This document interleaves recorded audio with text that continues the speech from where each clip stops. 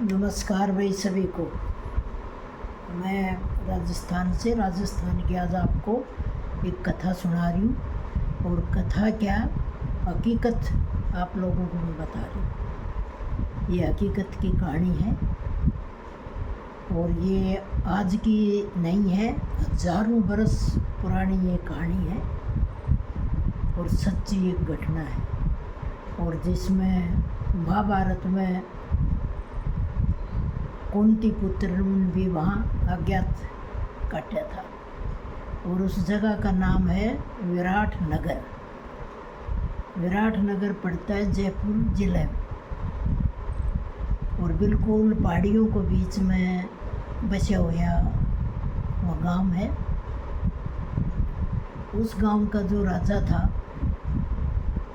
बहुत ही दयालु था, जनता की बहुत ही सेवा करता था। एक राजा हो कि नहीं, सेवक हो कि उनकी जनता की बात सुनता था। और उसका जो मंत्री था उसका नाम था शिशुपाल। तो राजा शाम को अपने घर से निकलता था और जनता की बात सुनता था। भेष बदल की वो निकला करता और सुबह उनको दरबार में बुलाया करता तो उनकी समस्याएं हल करता था।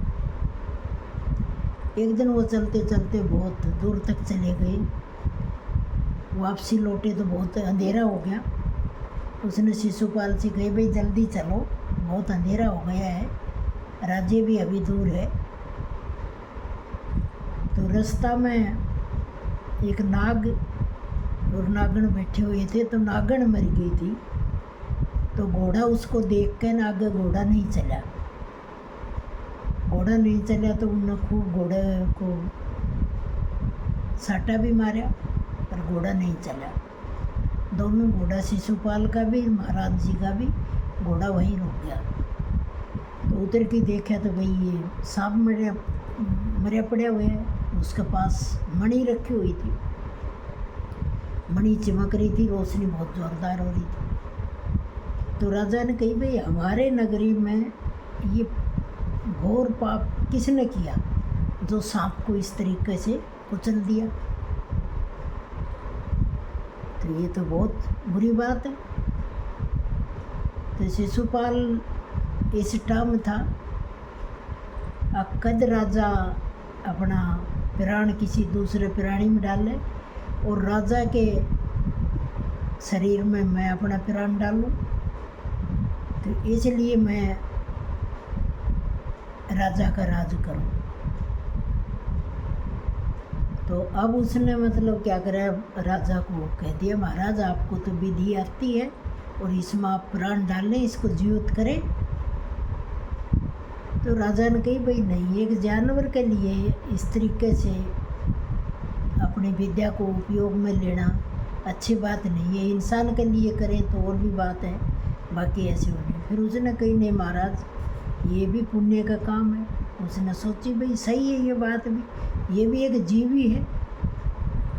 तो राजा ने मंत्र पढ़ने चालू कर दिया और मंत्र काम नहीं करे। तो राजा ने क्रोध आ गया मन ही मन में कि बताओ, मैं मंत्र पढ़ेगा तो जो मेरे गुरु ने मुझे मंत्र सिखाए वो फिर झूठे मंत्र थे जो अब इसमें काम नहीं कर रहे। तो उसने मंत्री ने और चढ़ा दिया उसको, महाराज बताओ आपके ये मतलब जो है मंत्र काम नहीं कर रहे, तो आपका गुरु झूठा। उसने कहा, नहीं, गुरु के ऊपर ऐसी बातें ना करे, मेरा गुरु सच्चा है, मेरा मंत्र सच्चे हैं और हो सके किसी कारण ही मेरा मंत्र काम नहीं आ रहा हो, पर गुरु की मैं बुराई नहीं सुन सकता। तो उसने अपने मंत्री से कही, तो मंत्री जी अब मैं ये कर रहा हूँ, मैं अपना शरीर छोड़कर सांप का शरीर में मैं जा रहा हूँ, इसको एक बार मैं जीवित कर देता हूँ, फिर वापसी में मेरे शरीर में आ जाऊँगा। उसने कही, ठीक है महाराज। उधर शिशुपाल ने भी क्या करा, महाराज मंत्र पढ़ने लग गया, महाराज का शरीर सर्फ में जाने लग गया और शिशुपाल का शरीर राजा मारने लग गया, प्राण राजा मारने लग गया। अब जैसे ही राजा उसमें सर्प में प्रवेश कर गया, शिशुपाल ने उसको तलवार उठा के तलवार से काट दिया। तो महाराज ने कही, भाई ये तूने बड़ा अन्याय करा। बोला, अन्याय नहीं, मैं तो इसी मौके की तलाश देख रहा था, तुम इसमें प्राण पहले भी डाल सकते थे, पर ये आप जो शिक्षा लेने जिस गुरु के पास जाते थे, वहाँ मेरा भी बाप मुझे लेके जाता था, मैं छुप के ये विद्या सुनता था, तो आप इसका विद्या का सही वो कर रहे थे, मैं उसका उल्टा कर रहा था, तो इसलिए आपकी विद्या काम नहीं कर रही थी। नहीं, आप मंत्र सही पढ़ रहे थे, पर मैं उसका उल्टा कर रहा था। तो अब वो सांप न सोचे इसको डस लूँ, तो उसने कही, भाई डसने से कोई फ़ायदा नहीं है, जब तुम्हें रहना है तो जंगल में रह, और नहीं तो मैं अब जैसे ये दूसरा काट दिया, तुझे भी ऐसे ही काट देना। तो उसने सोची, भाई ये तो बात कर सकता है। तो राजा बेचारो फण फण मार के चुपचाप घास में जा घुसा। तो अब वो पड़ा पड़ा देखा, भाई क्या करूँ। उसने रात में वो महल में गया, शिशुपाल जी मंत्री जी महल में गए, कि राजा का तो शरीर था ही वो। तो महल में गए तो उसने कहा, भाई ऐसे ऐसे मंत्री जी को शेरों ने हमला कर दिया, और शेरों ने उसको जख्मी कर दिया, और शेर उसको खा गए। हमारे मंत्री जी नहीं रहे तो 10 दिन शोक रहेगा, राज्य में कोई कार्य नहीं होगा, और मेरा जो है दिल में बड़ा दुख है, इसलिए मैं 10 दिन तक राज्य से बाहर नहीं निकलूँगा। फिर वो रानी की तरफ गया, रानी के महल में। तो रानी आर तो करने लगी, तो उसने कई मंत्री जी का भेष में, राजा का भेष में मंत्री जी थे वह, बोले नहीं, मेरा आरता मत करो, मेरा जो मंत्री चला गया इसलिए मेरा बहुत दुख है, आरता ना करें, आप भी विश्राम करें, मुझे भी करने दें। तो जैसे रानी अपने महल में गई तो रानी सोई, तो राजा उसके सपने में आए। राजा ने कहा, भाई मेरे को तो इस मंत्री ने मार दिया, ये बेरुपया है, मेरा ही इसने शरीर धारण कर रखा है, मेरे शरीर में इसने अपना जीव धारण कर रखा है, और आप यहाँ से महल छोड़ के चले जाएं, नहीं आपको भी ये मार देगा, बाकी बात मैं आपको बाद में बताऊंगा। तो रानी उठी, देखा पसीना आ गया रानी का। उसने अपनी दासी को बुलवाया, जो उसकी वफादार दासी थी, उसको बुलवाया। तो दासी से कहा, भाई अभी अपना को निकलना है। तो वो पीछे के रास्ते से निकल गई। तो रात उन्होंने मतलब काफ़ी दूर वो चलती, तक जो राजा के हाथ नहीं आए। जो मंत्री था उस मंत्री के हाथ नहीं आए। सवेरे पूरे राज्य में चर्चा होगी, भाई रानी गायब है। तो उसके पास भी बात पूछी, बोले महाराज जी रानी गायब है। बोले ऐसे कैसे हो सकता है। फिर एक नौर के ही बोले, सब रानी नहीं, जो उसकी वफादार दासी थी वो भी महल में नहीं है।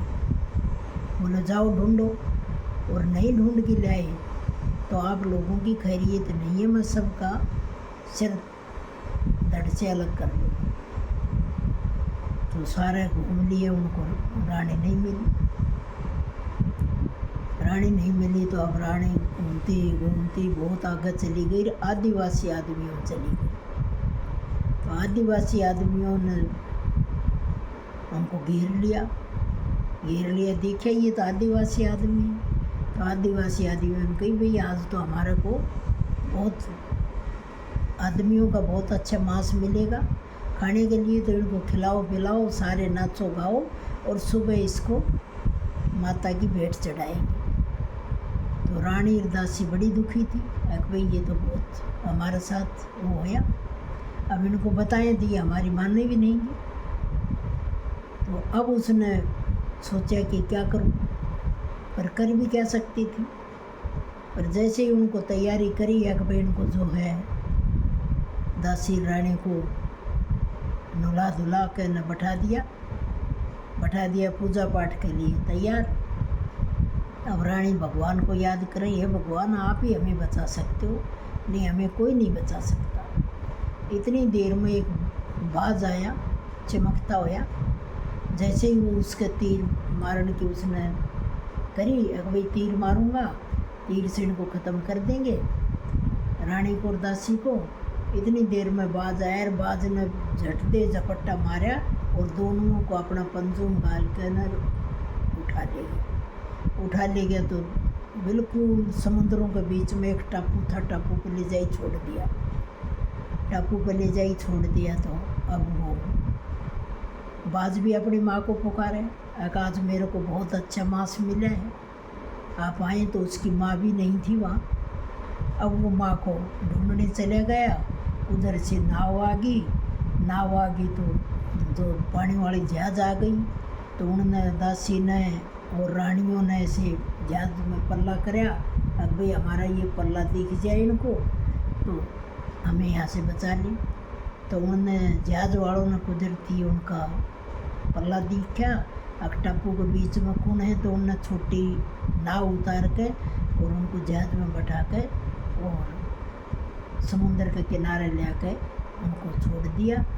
अब भाई आप कौन हो, तो उन्होंने कोई बात अपनी बताई नहीं। और इसकी आधी कथा ये है, आधी कथा आपको मैं कल बताऊंगी विराट नगर की। आज इतनी कथा है और इसी का भाग आधा आप लोगों को मैं कल बताऊंगी, पूरी विराट नगर की कहानी कि राजा में कैसे भिक्षा बना, सांप के बाद उन्होंने किस पक्षी में उन्होंने अपना शरीर प्रवेश कराया और किस हिसाब से कैसे वो रानी को मिले, इसकी आगे आप सुनना, इसकी बात कल। जय श्री श्याम।